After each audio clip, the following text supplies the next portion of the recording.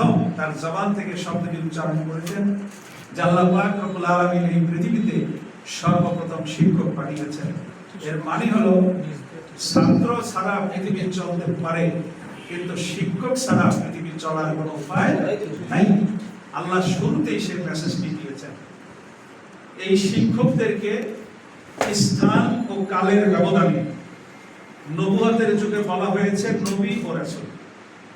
নবুয়ত পরবর্তী বেলায়েতের যুগে এই শিক্ষকদেরকে বলা হয় ওলি আল্লাহ। জামানার মুজাদ্দিদ, ওলি আল্লাহ, ওলিয়ে কামেল, ওলিয়ে মুকাম্মেল, মুজাদ্দিদুজ জামান, কুতুবুল আকতাব, এই র্যাঙ্কের মাধ্যমে এই সকল মহামানবের সাথে, মহামানবগণের সাথে রাব্বুল আলামিনের একটি কানেকশন থাকে, যোগাযোগ থাকে। নবুয়তের যুগে আসতো ওহী, আর বেলায়েতের যুগে আসে ইলহাম। আল্লাহ পাকের একটা যোগাযোগ এই মহামানবদের সাথে থাকে।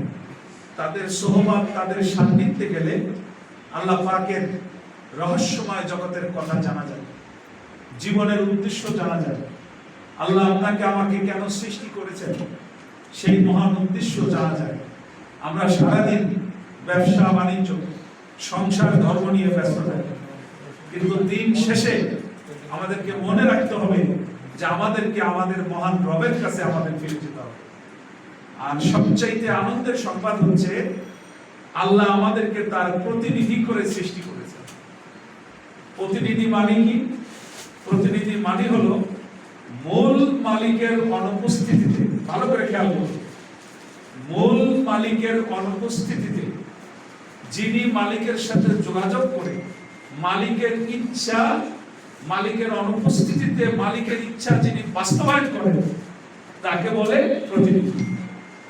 আল্লাহ কোরআনে বলেছেন ইন্নী জাইলুন ফিল আরদি খলিফা, আমি পৃথিবীতে আমার প্রতিনিধি সৃষ্টি করব। মানুষ আল্লাহর প্রতিনিধি।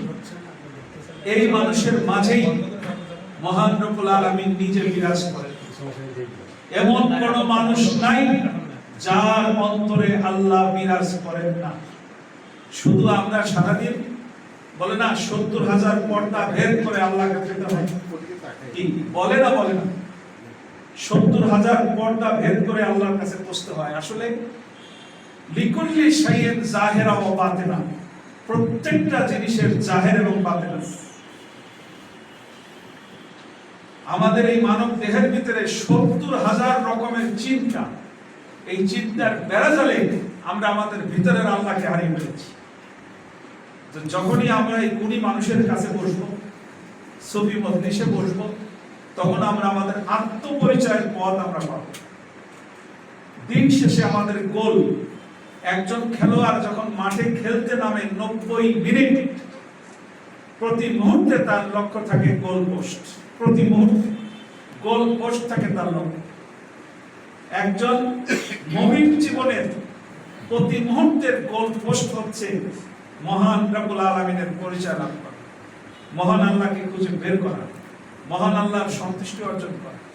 হ্যাঁ, তাহলে আপনারা হয়তো বলবেন তাহলে কি সারাদিন ইবাদত বন্দেগী কি করব? না, বিষয়টা ওইটা না। বিষয়টা হলো আপনি কুরবানি যদি করেন আল্লাহর সন্তুষ্টির জন্য, এই মাংস আপনার ঘরেই যাবে, এটা আকাশে চলে যাবে না। আর যদি আপনি কুরবানিটা করেন মাংস খাওয়ার জন্য, তাও আপনি মাংস খেতে পারবেন, কিন্তু মূল লক্ষ্য হাসিল হলো না। আপনি সারাদিন ব্যবসা বাণিজ্য, অফিস আদালত সব করবেন, কিন্তু কোনোটার সাথে জড়ানো যাবে না। একটা কেঁচো খায় মাটি, থাকে মাটিতে, তার গায়ে কিন্তু মাটি নেই। মুমিন জীবনটা হলো আমি সারাদিন অফিস করব, অবশ্যই অফিস করব, ব্যবসা করব, চাকরি করব, কিন্তু এটাকে আমি কখনো স্থায়ী মনে করব না। আমার মনোযোগ থাকবে আমার অন্তরে, আমার মনোযোগ থাকবে আমার রবের সাথে। এই যে কানেক্টিভিটি, এই শিক্ষাটাই দেয় সুফিবাদ, এই শিক্ষাটাই দেয় ঐশীনগরের সুফি মজলিস। আমরা একজন গুণী মানুষকে আজকে পেয়েছি, পাশাপাশি বাংলাদেশ ব্যাংকের ডাইরেক্টর শফিক সাহেব, অত্যন্ত প্রাজ্ঞ একজন মানুষ, আমাদের বাণিজ্য সম্পাদক আব্দুল সত্তার ফরাজি সাহেব, আলহামদুলিল্লাহ তিনিও এই সুফিবাদের অঙ্গনে তার যথেষ্ট বিচরণ রয়েছে। আমাদের ঐশীনগরের যুগ্ম মহাসচিব সুমান ইসলাম সাহেব, উনি শুরু থেকেই আলহামদুলিল্লাহ আমার সাথে একজন উত্তম সাহায্যকারী হিসেবে আমার সাথে রয়েছেন। আমাদের বশির সাহেব দৈনিক ঐশী বাংলার স্টাফ রিপোর্টার, তিনি আমাদের এই ঐশীনগরের প্রতি তার একটা হৃদয়ের মোহাম্মত এখানে তার আছে। আমাদের জিল্লুর রহমান খান রেজভি সেই অনেক দূর থেকে নেত্রকোনা জেলায় তার বাড়ি, তিনি আজকে এখানে ছুটে এসেছেন। আমাদের সোহেল সাহেব বাড্ডা এলাকা থেকে হাজির হয়েছেন। সাইফুল ইসলাম ভাইকে আন্তরিক ধন্যবাদ জানাই, তিনি তার এশিয়া টেলিভিশন নিয়ে আজকে আমাদের এই অনুষ্ঠানে হাজির হয়েছেন।